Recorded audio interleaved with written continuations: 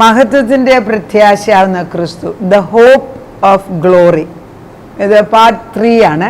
കഴിഞ്ഞ ദിവസങ്ങളിലെ മഹത്വത്തിൻ്റെ പ്രത്യാശയാവുന്ന ക്രിസ്തു നമ്മുടെ ഉള്ളിൽ വസിക്കുന്നു. അത് പരിശുദ്ധാത്മാവ്, ലൈക്ക് മൈൻഡഡ്, ഏക മനസ്സുള്ള ക്രിസ്തുവിൻ്റെ അതേ മനസ്സാണ് പരിശുദ്ധാത്മാവിനുള്ളത്. പരിശുദ്ധാത്മാവ് വന്നാൽ നമ്മുടെ എല്ലാ കാര്യത്തിൻ്റെയും സഹായിയായിട്ടും നമ്മുടെ കാര്യസ്ഥനായിട്ടും പരിശുദ്ധാത്മാവ് കാര്യങ്ങൾ ചെയ്തു തരും. ഉറപ്പാണ്, അത് ഉറപ്പുള്ള സത്യമാണ്. നമ്മൾ ഈ ഒത്തിരി പേരെ കാണാൻ പോകുന്നവരോട് ഞാൻ പ്രത്യേകം പറയാം, അവിടെ ഇവിടെ ഓടി നടക്കുന്നവരോട് ഞാൻ പറയുകയാണ്, വചനമെടുത്ത് വായിക്കല്ലേ. ഞാൻ ഈ പറയുന്ന സത്യം പല പ്രാവശ്യം കേൾക്കുമ്പോൾ നമ്മുടെ തലയ്ക്കകത്ത് കയറുമ്പോൾ ഉണ്ടല്ലോ, ഈ ബ്രെയിനകത്തും ഈ തലയ്ക്കകത്ത് തന്നെയല്ലേ ഹൃദയത്തിൽ ഇത് ചെന്നിട്ട് വൻകാര്യങ്ങൾ പ്രവർത്തിക്കാൻ ഇടയാക്കും. നമ്മുടെ ഈ ആവലാദികൾ മാറണമെങ്കിൽ നമ്മൾ തന്നെ പഠിക്കണം.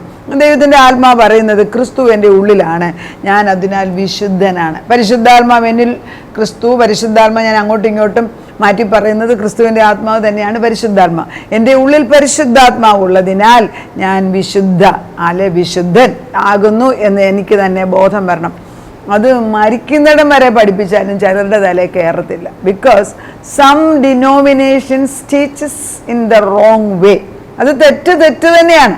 പിന്നെ ഇവരോട് തെറ്റ് പറയാൻ നമ്മൾ അവിടെ ചെന്ന് പറയാൻ അവർ നമ്മളെ ബലം സമ്മതിക്കത്തില്ല. പക്ഷെ വായുമണ്ഡലം തുറന്നു കിടപ്പുണ്ടല്ലോ, നമ്മുടെ ഭവനത്തിൽ നമ്മുടെ കാര്യങ്ങൾ വിളിച്ചു പറയാൻ ഒക്കുമല്ലോ. ഒരപ്പനോ ഒരമ്മയ്ക്ക് അത് ചെയ്യാൻ സാധിക്കും.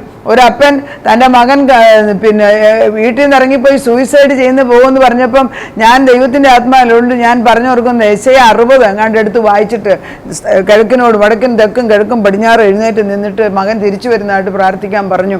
ആ മനുഷ്യൻ അത് ചെയ്ത് ആ മനുഷ്യൻ കൊച്ചൻ സൂയിസൈഡ് ചെയ്യാതെ തിരിച്ചു വന്നു എന്നതിനെ പിന്നെ എൻ്റെ ഇതിലേക്ക് വന്ന് പറഞ്ഞു. അപ്പം വചനം അയക്കാൻ നമുക്കിപ്പോൾ ആരുടെ അടുക്ക പോകണ്ടല്ലോ. ഞാൻ ഈ വചനം വേദപുസ്തക അടിസ്ഥാനത്തിലുള്ള വചനമാണ് ഞാൻ പറഞ്ഞു തരുന്നത്.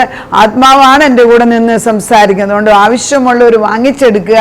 അനേക കുടുംബങ്ങളിൽ ഇത് വെളിച്ചമായിട്ട് മാറട്ടെ. കുടുംബത്തെയാണ് ഞാൻ മെയിനായിട്ട് കോൺസെൻട്രേറ്റ് ചെയ്യുന്നത്. അതാണല്ലോ ദൈവം സൃഷ്ടിച്ച ഒരു ഏക സ്ഥാപനം. ഒന്ന് സഭ വരണമെങ്കിൽ കുടുംബം വരണം. അപ്പോൾ സഭയാണോ ആദ്യം കുടുംബമാണെന്ന് ചോദിച്ചാൽ ഞാൻ പറയും കുടുംബമാണ്. കുടുംബം ഇല്ലാതെ സഭ വരത്തില്ല. പിന്നെ ആത്മീയതോളത്തിൽ നമുക്ക് അല്ലാതെയും ചിന്തിക്കാം. എന്തെങ്കിലും ആകട്ടെ, ദൈവത്തിൻ്റെ പരിശുദ്ധാത്മാവ് നമ്മളോട് പറയുകയാണ്, ക്രിസ്തു ഭൂമിയിൽ വന്നത് മനുഷ്യൻ പാപം ചെയ്തപ്പോൾ പാപത്തിൻ്റെ ഇഫക്റ്റായിട്ട്, അല്ലെ പാപത്തിൻ്റെ ഫലമായിട്ട് നമ്മുടെ ഉള്ളിലുള്ള ആത്മാവ് മരിച്ചുപോയി. മരിച്ച മനുഷ്യൻ 970 years 970 വർഷം വരെ ആദ്യകാലത്ത് ജീവിച്ചിരിപ്പുണ്ട്. പിന്നെ ദൈവം അത് വെട്ടിക്കുറച്ച് 120 വർഷമാക്കി വെച്ചു. ഇപ്പം 100, 120 ഒക്കെ 104 ഒക്കെ ഒത്തിരിയും ബർത്ത്ഡേസ് നമുക്ക് കാണാം.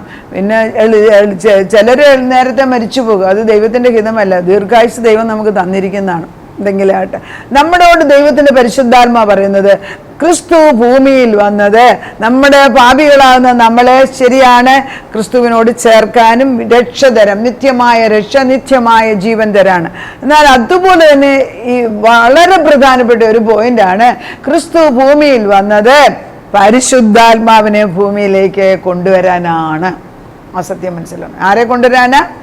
പരിശുദ്ധാത്മാവിനെ. പരിശുദ്ധാത്മാവ് വന്നെങ്കിൽ മാത്രമേ, എന്നിൽ പരിശുദ്ധാത്മാവ് വന്നെങ്കിൽ മാത്രമേ ഞാൻ ദൈവത്തിന് പ്രയോജനമുള്ള വ്യക്തിയാകത്തുള്ളൂ. നമ്മൾ ഒത്തിരി പഠിപ്പിച്ച് നമ്മൾ ഡോക്ടേഴ്സ് ആകും, എഞ്ചിനീയേഴ്സ് ആകും, ലോയർ ആകും, ടീച്ചറാകും, പിന്നെന്താ നേഴ്സസ് ആകും, എന്തെല്ലാം നമ്മൾ പഠിപ്പിച്ചു വെക്കും. എന്തെങ്കിലുമൊക്കെ കലകളിൽ കൂടെ പോകും. പക്ഷേ എവിടെ പോയാലും if you are putting the ladder, അതായത് നമ്മൾ വെക്കുന്ന ഗോപേണി മേളിൽ സ്വർഗത്തിൻ്റെ അടുക്കൽ വാതിലോട്ടല്ല എങ്കിൽ ഓൾ ദീസ് എഫേർട്സ്, എല്ലാ പ്രവർത്തനവും വെറുതെയാണ്. ദൈവം നമ്മളോട് പറയുന്നത്, ഞാൻ ഭൂമിയിലേക്ക് പരിശുദ്ധാത്മാവിനെ അയച്ചിരിക്കുകയാണ്. ഈ പരിശുദ്ധാത്മാവിനെ അയക്കാൻ കൂടിയാണ് ക്രിസ്തു വന്നത്. അതുകൊണ്ടാണ് മരിക്കുന്നതിന് മുമ്പാണ് യേശു പറയുന്നത്, ഞാൻ പോകുന്നത് നല്ലത്. അതുകൊണ്ട് അപ്പോസ്തല പ്രവൃത്തിയിൽ യേശു പറയുന്നുണ്ട്, മുകളിൽ നിന്ന് ശക്തി ലഭിക്കുവോളം. അപ്പം നമുക്ക് ശക്തി ഇല്ലല്ലോ, ശക്തി ഉണ്ടായിരുന്നത് പറയണ്ട. അപ്പോൾ ശക്തി ലഭിക്കുവോളം എൻ്റെ അടുക്കലേക്ക് അവിടെ തന്നെ വന്നിരിക്കും.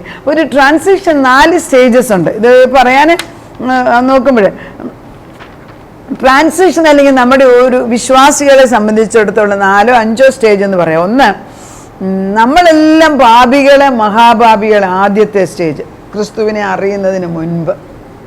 അതിൽ നിന്ന് യേശുവിനെ സ്വീകരിക്കുന്ന നിമിഷത്തിൽ നമ്മളൊരു വിശുദ്ധനായിട്ട്, ക്രിസ്തുവിനെ സ്വീകരിക്കും, പരിശുദ്ധാത്മാവിൻ്റെ ഉള്ളിൽ വന്നതിനാൽ ഞാൻ ഒരു വിശുദ്ധനായിട്ട് മാറുന്നു. അത് കഴിയുമ്പം പരിശുദ്ധാത്മാവിന്റെ ഉള്ളിൽ വരുമ്പോൾ എന്നെ പഠിപ്പിക്കുകയാണ് ഞാൻ ദൈവത്തിന്റെ മകനാണ്, മകന് അല്ലെങ്കിൽ മകള്. I said there is no gender. അപ്പം ദൈവത്തിന്റെ മകനാണ് എന്ന് രണ്ടാമതിന്റെ മൂന്നാമത് പടി. പിന്നെ നമ്മളെ പഠിപ്പിക്കുന്നത് വിശുദ്ധൻ, മകന്, പിന്നെ നമ്മളെ പഠിപ്പിക്കുന്ന രാജാവ്. ദൈവം king of Kings and Lord of Lord's ആണ്.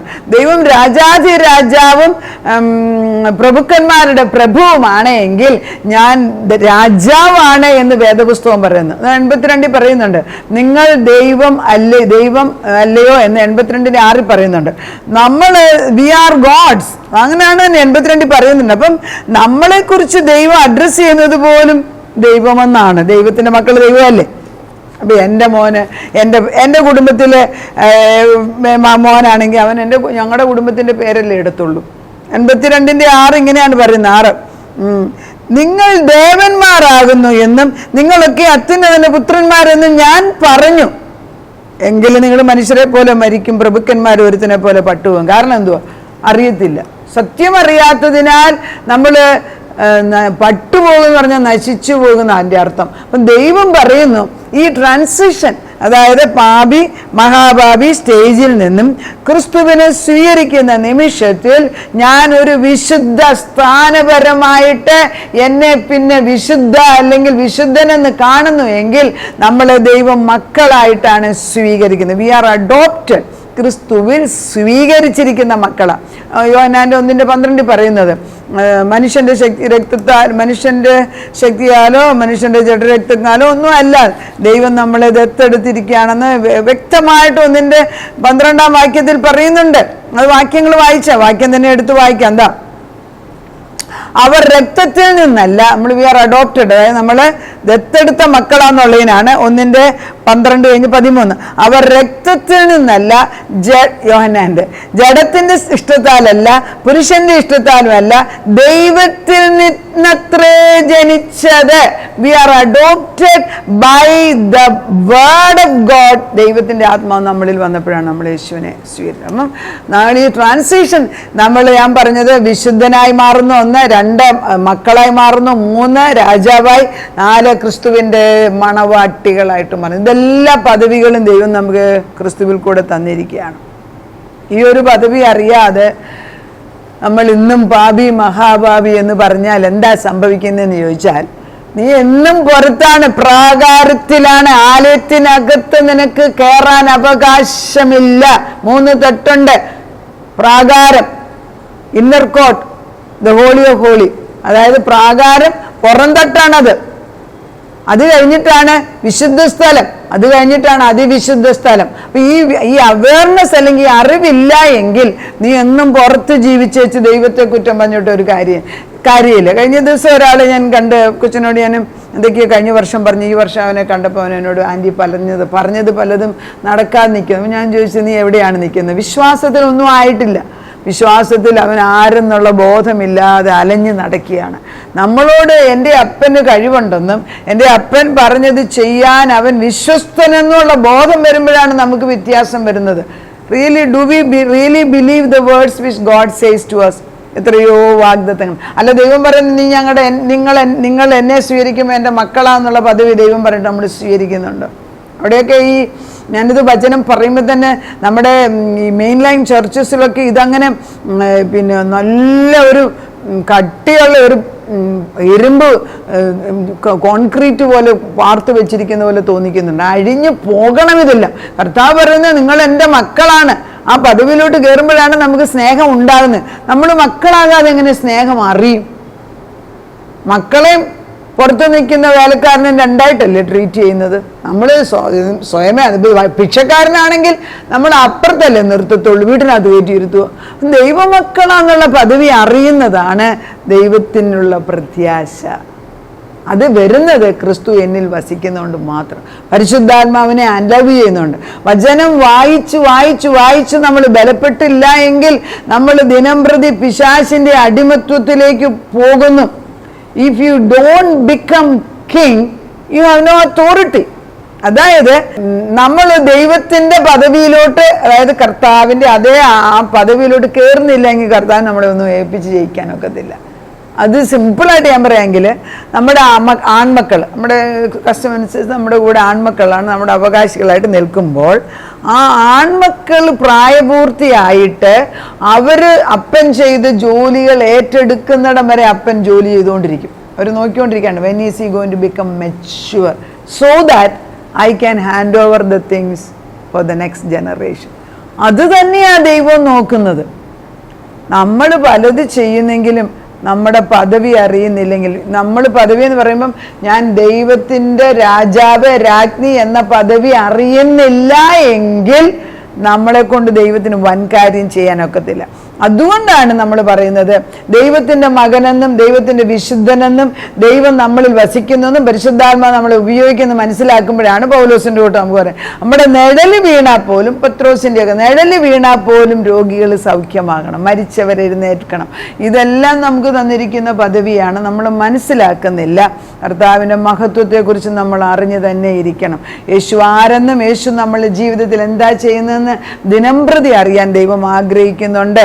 അതിന് തീർത്തും സത്യമായിട്ട് പറഞ്ഞ് മനുഷ്യരെ അവരുടെ പ്രസംഗം ഒത്തിരി നല്ല, അതുകൊണ്ട് അനേകർ അതല്ല, സത്യമായിട്ട് നമ്മുടെ ഹൃദയത്തിനകത്ത് എച്ച് ചെയ്യാന്ന് പറയും. അതായത് അപ്പച്ചൻ്റെ വിരൽ കൊണ്ട് ഹൃദയത്തിൽ എഴുതണം.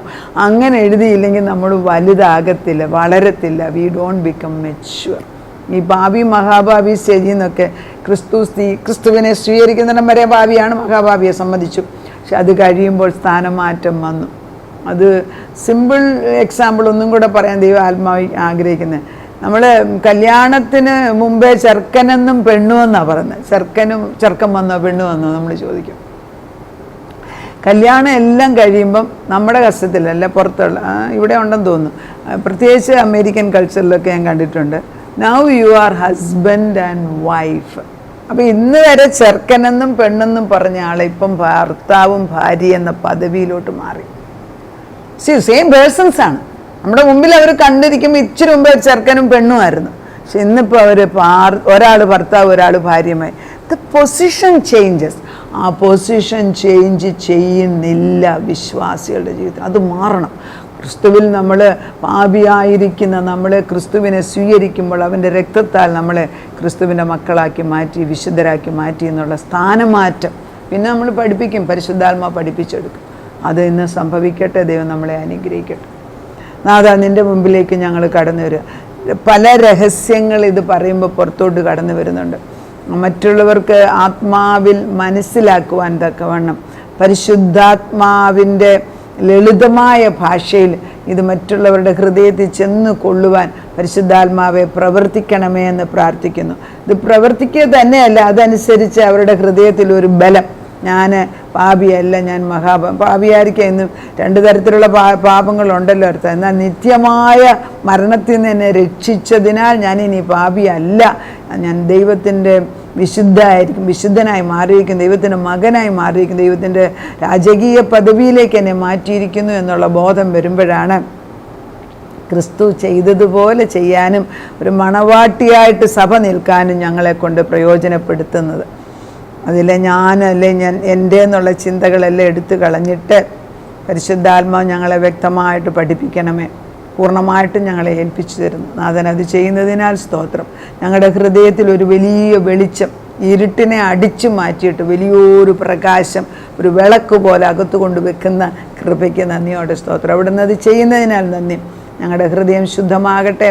നിൻ്റെ വെളിച്ചം, പ്രകാശം എവിടെ ചെല്ലുന്നു അവിടെ അജ്ഞത അല്ലെങ്കിൽ അറിവില്ലായ്മ നിൽക്കത്തില്ല. നിൻ്റെ പ്രകാശത്തെ അയക്കുന്ന ഞങ്ങളുടെ ഹൃദയത്തിലേക്ക് വെളിച്ചം കടന്നു വരുന്നു. അവിടുന്ന് അത് ചെയ്യുന്നു. അതാണ് ക്രിസ്തു, ആ വലിയ മർമ്മം. ക്രിസ്തു എൻ്റെ ഉള്ളിൽ വസിക്കുന്നു. പക്ഷേ ഞാൻ ഉള്ളിൽ വെച്ചുകൊണ്ട് ഞാൻ വീണ്ടും വീണ്ടും പാപി എന്ന് പറയാൻ എന്നെ അനുവദിക്കല്ലേ. ഞാൻ നിൻ്റെ മകളാണ്. ഞാൻ നിൻ്റെ പദവിയിലോട്ട് ജീവിക്കാൻ പക്ഷെ ഞങ്ങൾക്ക് തന്നിരിക്കുന്ന സകല പദവിയും ഞങ്ങളെ ഓരോ പ്രായത്തിനനുസരിച്ച് പ്രാപിച്ചെടുക്കാൻ പഠിപ്പിക്കണമേ. നിൻ്റെ സഭയായിട്ട്, മണവാട്ടി സഭയായിട്ട് മാറേണ്ടിയവരാണ്. ഞങ്ങളെ അങ്ങനെ പഠിപ്പിച്ചാട്ട്. We are willing to be taught. ഞങ്ങൾ പഠിക്കാൻ തയ്യാറാപ്പിച്ച ആത്മാവിൽ അങ്ങനെ ചെയ്യുന്നതിനാൽ നന്ദി പറയുന്നു. പ്രാർത്ഥന കേട്ട് ഉത്തരം തന്ന ദൈവത്തിന് നന്ദി. യേശു ക്രിസ്തുവിൻ്റെ പൊന്നുനാമത്തിൽ തന്നെ ആമേൻ.